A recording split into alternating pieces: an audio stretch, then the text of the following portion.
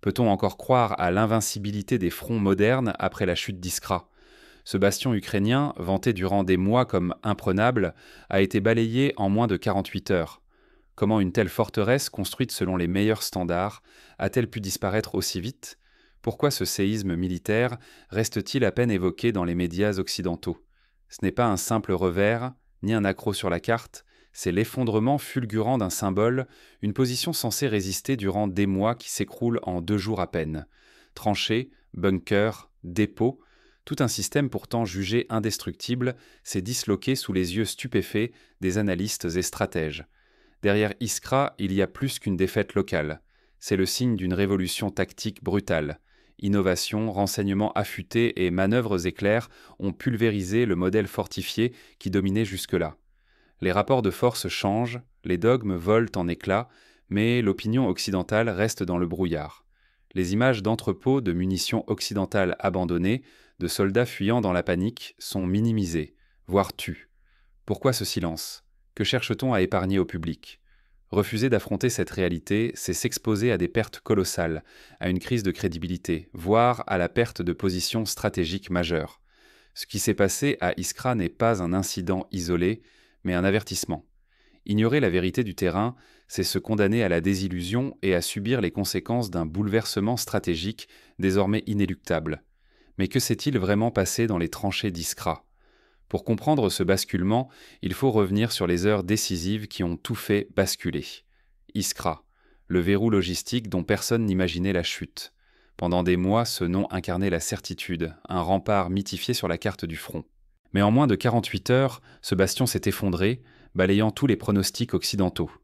Iskra, ce n'était pas un simple fortin, c'était le pilier d'une défense étendue sur plus de 100 km, hérissée de fortifications ultramodernes, de réseaux de tranchées profonds, de dépôts enterrés.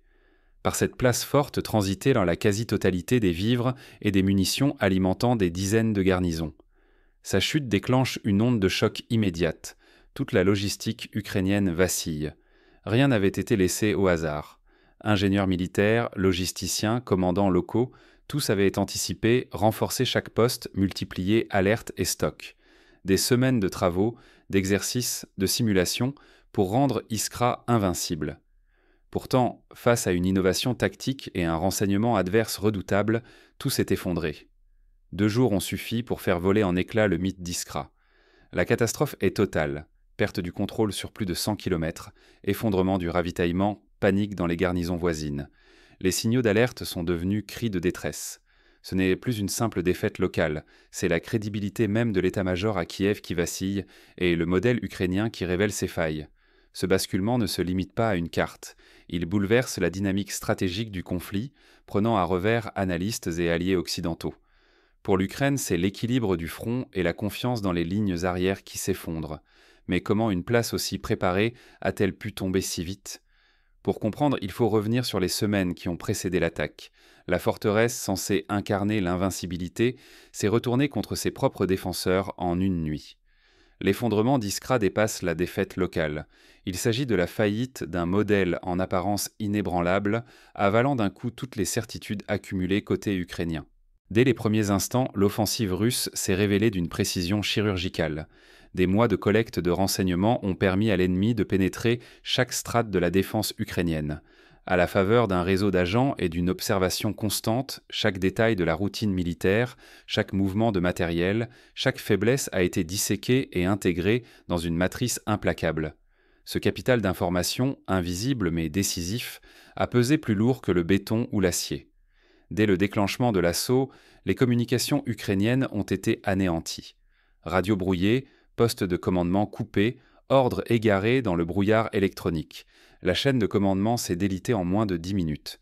Privés de coordination, les groupes de combat ont perdu tout repère, incapables de structurer la moindre riposte. Ce désastre n'est pas issu du hasard mais d'une confiance excessive dans des doctrines importées.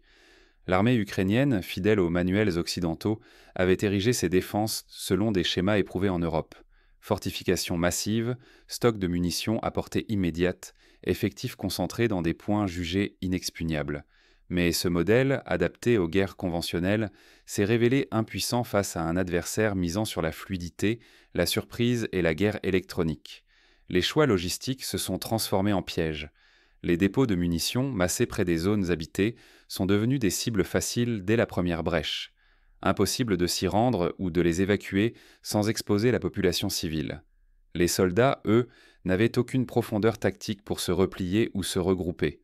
Le terrain conçu pour résister s'est mué en souricière sous la pression d'un assaut éclair. Mais la véritable fracture fut morale. Après des mois d'usure sans relève, épuisés, privés de toute perspective de victoire, les défenseurs ont cédé psychologiquement. L'absence de rotation, imposée par la pénurie de troupes fraîches et l'inertie du commandement, a brisé la cohésion. Beaucoup ont préféré fuir ou se rendre, abandonnant armes et munitions intactes, parfois même sans combattre. Finalement, l'incapacité à anticiper l'innovation ennemie, l'aveuglement face aux signaux faibles et la confiance aveugle dans les recettes occidentales ont fait d'Iskra un symbole de déroute. La position n'a pas seulement été perdue, c'est la crédibilité de tout un modèle qui s'est effondré, ouvrant une brèche dangereuse sur le front. Ce chaos initial a permis une avancée fulgurante et bouleversé tout l'équilibre stratégique. Reste à mesurer l'onde de choc immédiate de cette débâcle, ainsi que les nouvelles dynamiques qu'elle impose à la suite du conflit. En coulisses, l'état-major ukrainien tente de réagir à ce séisme. Mais les décisions prises à chaud risquent d'amplifier le désordre et d'offrir à l'adversaire de nouvelles opportunités. Iskra n'est qu'un signal d'alarme. La carte du front ukrainien pourrait être radicalement reconfigurée. Ce revers n'a rien d'anodin. Il agit comme un catalyseur, accélérant la crise sur des points stratégiques jusque-là jugés inébranlables. La chute d'Iskra laisse planer la menace d'un effondrement en chaîne. Dans les jours à venir, certains analystes redoutent de grandes percées, voire d'importants encerclements.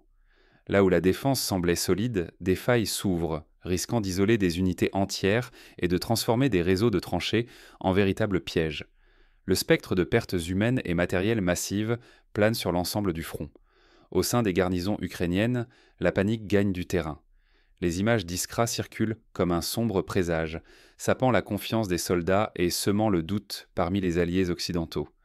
L'assurance d'une résistance tenace vacille de jour en jour. Pour les stratèges de l'OTAN, c'est un électrochoc. Le modèle défensif inspiré de la ligne Maginot, fondé sur la fortification et la doctrine statique, vient de s'effondrer face à une manœuvre imprévue et un renseignement redoutable. Les certitudes traditionnelles volent en éclats. Désormais, l'enjeu dépasse la perte d'un point fort.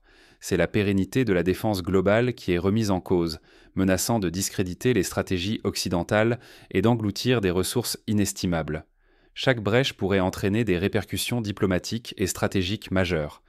Minimiser Iskra devient impossible. La guerre d'usure s'efface devant un conflit d'agilité et d'audace, où chaque faille systémique risque de coûter des mois, voire des années de positionnement. Mais Iskra n'est pas qu'un symbole militaire.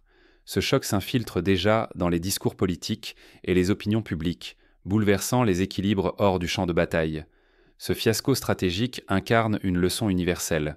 S'enfermer dans la routine mène droit au gouffre. La chute d'Iskra n'est pas seulement une défaite locale. Elle signe l'effondrement d'un modèle défensif basé sur des forteresses, sur l'accumulation de murs et sur la confiance aveugle dans la solidité des structures. Cette illusion de sécurité, soigneusement entretenue par des doctrines figées, s'est dissipée en moins de 48 heures. L'expérience d'Iskra rappelle l'exigence d'innover, de questionner sans relâche ses certitudes. Surestimer la robustesse de ces forteresses, qu'elles soient en fait de béton, d'habitude ou de conviction, revient à inviter le désastre. L'histoire militaire, comme celle des organisations ou des nations, regorge de drames nés du refus d'évoluer. Ni la technologie, ni le béton ne suffisent. La véritable force réside dans le moral et la cohésion humaine. À Iskra, la débâcle psychologique a précédé la chute des défenses. Quand la confiance interne vacille, même l'architecture la plus perfectionnée devient vulnérable.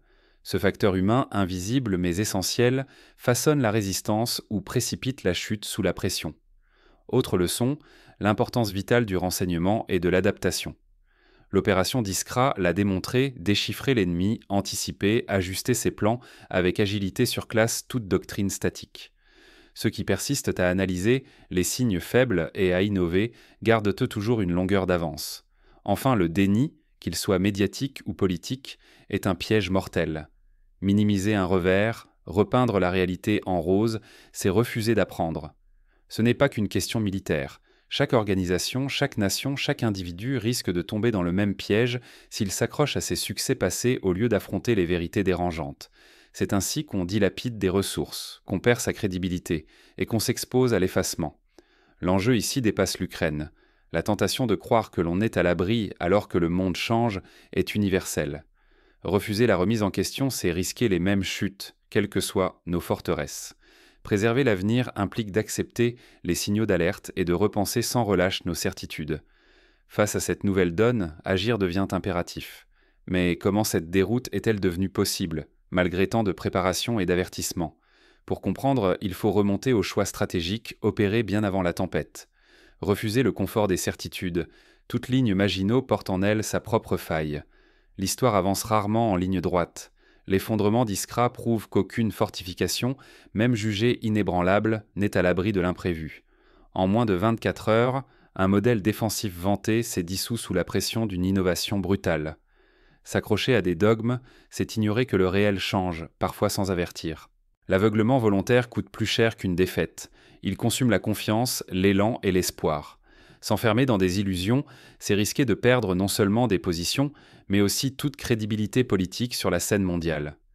La chute d'Iskra a surpris la plupart des analystes occidentaux, parce qu'ils n'ont pas voulu remettre en cause leurs propres convictions. L'histoire regorge d'exemples où l'arrogance précipite les chutes les plus violentes. Nous vivons l'un de ces moments charnières où l'innovation tactique brise les remparts du passé et impose la lucidité. Ce qui se joue dépasse un simple point sur une carte. C'est un appel à l'humilité intellectuelle, à la vigilance face aux récits dominants. Chaque fois que nous préférons l'aveuglement, nous abandonnons notre pouvoir de décider. Alors, refusons les interprétations faciles. Restons lucides, critiques, prêts à réinterroger nos certitudes, car c'est ainsi que l'on survit dans la guerre comme dans la vie.